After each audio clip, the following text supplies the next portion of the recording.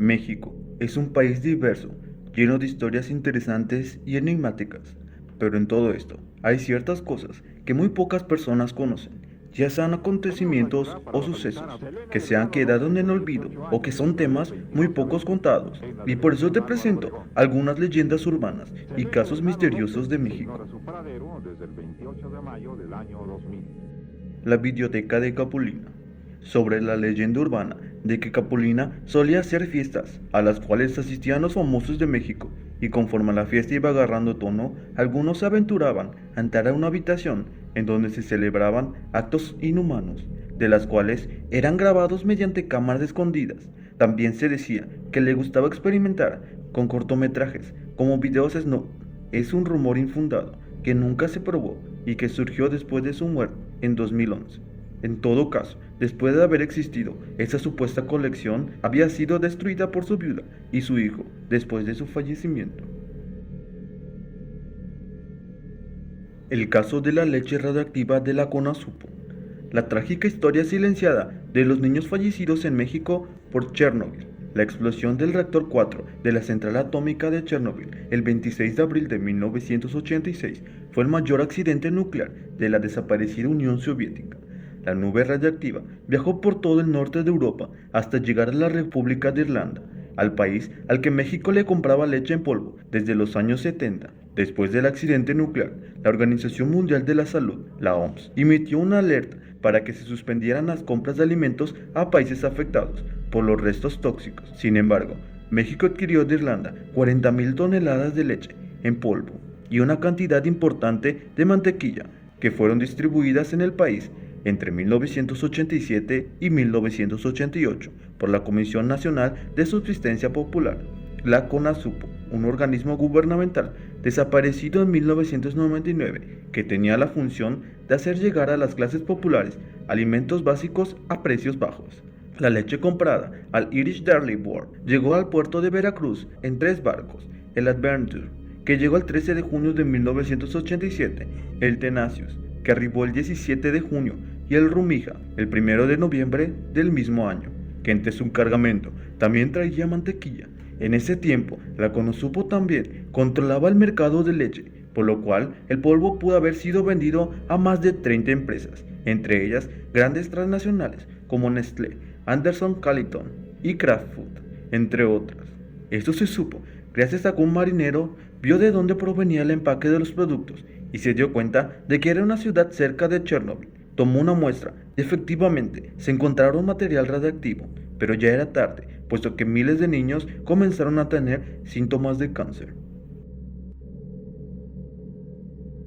El misterioso agente 10B. En 1927, México aún sufría las cicatrices de la rebelión. En 1927, México aún sufría las cicatrices de la rebelión, enfrentando problemas económicos, sociales, políticos y religiosos. El presidente Plutarco Elías Calles hacía diversos cambios para poder reformar al país afectado, directa e indirectamente, los intereses extranjeros, por lo que su forma de gobernar era mal vista por el gobierno estadounidense, ya que se había reformado el artículo 27, sentando las bases de la expropiación petrolera, por lo que su relación era demasiado tensa. No es de extrañar que el vecino del norte ya contara con un elaborado plan para destruir a Calles e intervenir en el país. Lo que era sorprendente es que el presidente mexicano ya tenía copias impresas de esos planes confidenciales. Solo una persona mexicana había logrado filtrar documentos oficiales de Estados Unidos. Esta persona, quien se desconoce su identidad, escribió más de 300 reportes con información clasificada y se identificaba solo con las palabras simplemente 10B. Gracias a estos reportes nos pudimos enterar de los planes de Estados Unidos para derrocar al presidente y prevenir otra revolución. Cabe mencionar que en ese tiempo Estados Unidos tenía varios agentes en territorio mexicano y nunca pudo hallar al agente 10B. Simplemente fue un héroe mexicano. Joaquín Pardavé. La leyenda del actor que fue enterrado vivo.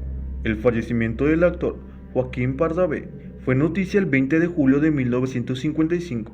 Sin embargo, muchos aseguraban que el actor no perdió la vida, sino que fue enterrado vivo, como consecuencia de sus ataques catalépticos. Según la leyenda, Pardavé sufrió una catalepsia, una enfermedad que ataca el sistema nervioso de manera repentina y se caracteriza por la rigidez e inmovilidad del cuerpo, la pérdida de sensibilidad, lo cual puede hacer parecer que el enfermo hubiera pasado a mejor vida. Así nació la historia, que inmortalizó ya al famoso actor, puesto que cuenta la leyenda que cuando sufrió el ataque, ese 20 de julio, su doctor se encontraba fuera de México y fue atendido por alguien más, que desconocía su condición y determinó que ya había perdido la vida. Como la estrella que era, Pardavé tuvo su funeral y fue sepultado en el lote de actores localizado en el Panteón del Jardín, en la Ciudad de México. Se dice que el actor fue enterrado con su testamento en el bolsillo, por lo que procedieron a exhumar sus restos para obtenerlo, y fue allí cuando el terror llegó a quienes participaban en el recuento del documento, puesto que la leyenda cuenta que se trabajó para retirar la tierra y losa sobre el ataúd de Joaquín Pardavé, el cual, al ser abierto, dejó a todos helados. El cuerpo se encontraba boca abajo, como si hubiera intentado apoyarse para abrir la caja. Había sangre por todas partes, sus dedos rígidos y contraídos habían rasgado su rostro de desesperación. Todo indicaba que había sido enterrado vivo. El chupacabras, como cortina de humo. ¿Quién no recuerda a los famosos chupacabras, que se hizo viral a los mediados de los 90, que causó pánico y atención en todo el pueblo mexicano? Mientras todos estábamos con la mirada atónica en la televisión, mirando el día a día el chupacabras, el gobierno de entonces presidente Carlos Salinas de Gortari cometía el robo más grande en la historia de México, el Fobaproa, y muchos de aquel entonces, sus millones se volvían miles, sus cientos se volvían centavos. Era la famosa crisis del 94. El chupacabras seguía dando de qué hablar.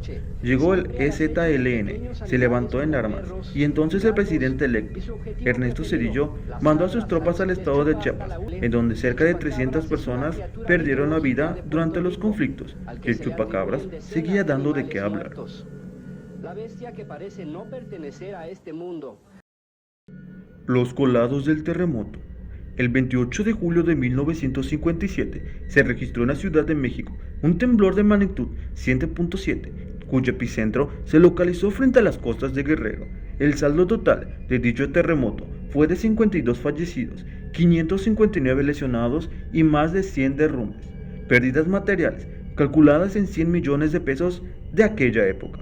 Pero el terremoto del 19 de septiembre de 1985 fue el más mortífico y destructivo que se ha registrado en la historia de la Ciudad de México. El epicentro se localizó en las costas de Michoacán y Guerrero, ruptura del contacto entre las placas de Cocos y Norteamérica, en una extensión de 50 kilómetros por 170 kilómetros y unos 18 kilómetros de profundidad. Su magnitud fue de 8.1, según informó el Instituto de Geofísica de la UNAM. También varios mitos se desarrollan en este temblor, como el famoso caso de Monchito, que fue una cortina de humo para que el gobierno mexicano no se viera tan incompetente, así como el relato de los colados, que se trata de los desaparecidos de la matanza de Tlatelolco y otros presos del gobierno. Sus cuerpos fueron puestos en el estadio, donde llevaron a todos los cadáveres del terremoto, para así elevar la cantidad de fallecidos y desaparecer toda evidencia de sus crímenes. Y para ti, ¿cuál de estos casos o leyendas urbanas fueron los que más te impactaron? Déjanoslo saber en los comentarios. Pronto subiremos la parte 2 de este video. No te lo pierdas.